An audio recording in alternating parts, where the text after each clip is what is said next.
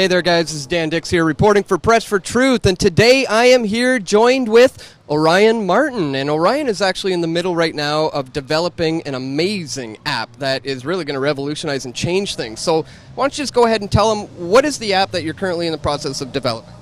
Well, it's called the Sidekik App, and it's basically an app that's going to aid people in their interactions with police and some other government agents. How so? Well, by combining two different features. One is the live streaming of audio and video from the phone to a secure server, as well as a live stream to the Sidekik website. Sidekik is the name of the app. And at the same time, it'll initiate a video call to an attorney network so that within a few seconds, the app user will be seeing and speaking with an attorney, and then they can just hold up their phone and let their attorney do the talking. Give us like a real-world scenario, a type of situation where this could be beneficial to, let's say, the activist community, for example. What kind of a scenario can this be useful? Well, if we're talking about the activist community in particular, let's take cop blocking. Somebody with the Sidekik app who wants to cop block could be standing, 30 feet away or so, and they could just be live streaming.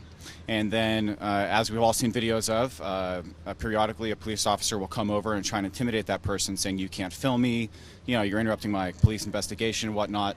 So as soon as that person would see that cop coming toward them and yelling at them, they could just touch one button. It'll send out the ping to the attorney network. Within a few seconds, they'll be talking to an attorney, and then they can just say, "Hey, I've been filming a police interaction, and the police officer's walking toward me," and then the attorney will tell you to keep your mouth shut and hold up your phone and let that person do the talking. So it essentially amounts to a safety net for people out there to feel the protection of knowing that that it's all being video recorded, taped, live streamed, sent out there. What inspired you to want to develop something like this? It started in 2008. A friend of mine was pretty savagely beaten by 3 police officers in Concord, California, in the Bay Area. And they followed standard police procedure afterwards and charged him with assaulting police officers and resisting arrest. And I was at his trial, and it was amazing because all the evidence clearly showed that the officers had attacked my friend completely unprovoked, and yet the jury was basically just so conditioned, all the cop shows and whatnot. In the end, all the prosecutor had to do was say, this man does not respect government authority. And that's all it took. And so he was found guilty, and he spent a year in jail. And afterwards, it was on my mind, what else could have been done differently? Because after the officers had beaten my friend, he was still conscious, and they were talking amongst the 3 of them, concerned that it had been recorded somehow. So they ransacked his truck looking for an audio recorder, a video recorder. His cell phone had been left on, something like that. And they didn't find anything. And it was only after that that they went ahead with, cuffing him and well, he was already cuffed, but going ahead and saying, "Hey, we're gonna charge you with assaulting police officers and whatnot." And so I realized that the only thing that would have convinced the jury would have been video evidence of what had happened. But the problem was that the officers ransacked his truck specifically looking for some type of recording device. So the only way that a record of the event could have been preserved is if the audio and video data is streamed from the phone as it's recorded to a server, preferably a secure server like a virtual private network. No, sorry, not a virtual, like a virtual private cloud. And for him, that would have been okay. He's pretty knowledgeable in his rights. He knows how to handle himself in terms of his rights. Didn't work out too well then, but for most people that wouldn't be enough, and we can see that because it's been a couple of years now that live streaming apps have been out, and it's enhanced visibility, but in terms of actually keeping the interaction from escalating to the point where the cop is beating somebody or shooting somebody, it hasn't shown to do much. In some cases it changes things, but you see it all the time. The police officers frankly don't care that they're being recorded because they know that they're largely immune from accountability. So I thought, how can I solve this? The underlying problem is that people do not know their rights and they don't know how to assert them. So what's really required is for a third party who's knowledgeable in the law, specifically regarding police-citizen interactions, who can step in as a third-party mediator, but who's really going to work to uphold the rights of the person who's being accosted by the police officer. And that's really an attorney.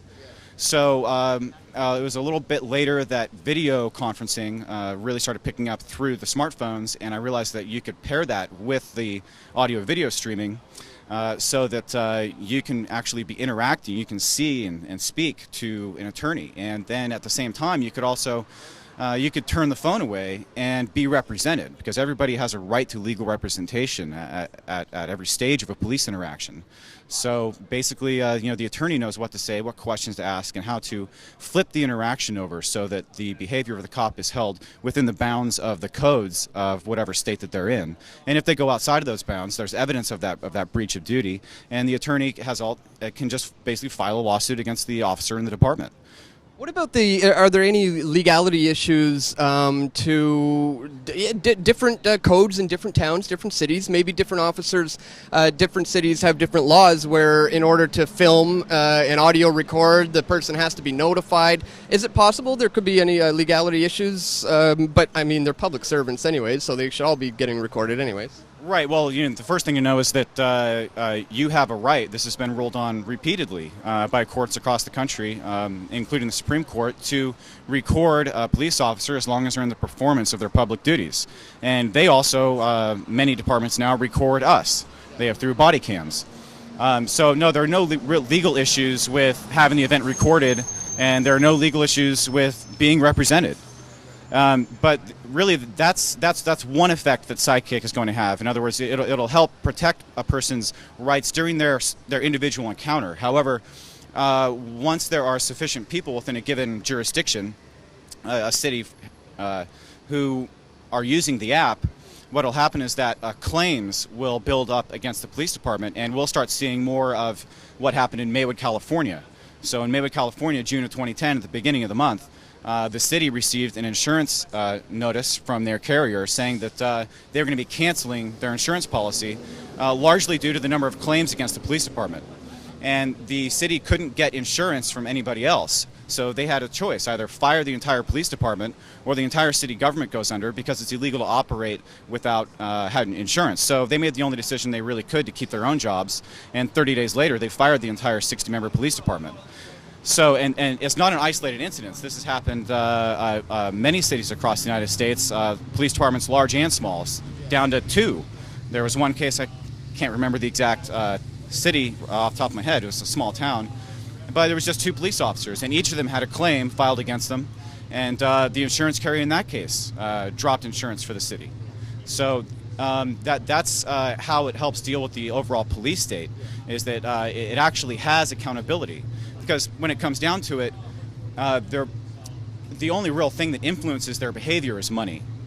And you can write all the angry letters you want, you can have the phone calls, you can have the protests, but it really doesn't accomplish much. I mean, if you look at Albuquerque, New Mexico, after the after the kind of shootings that really culminated with after the police shot the homeless man and they killed another person a couple weeks later, there were large-scale protests. In fact, the people of Albuquerque took over the city council chambers.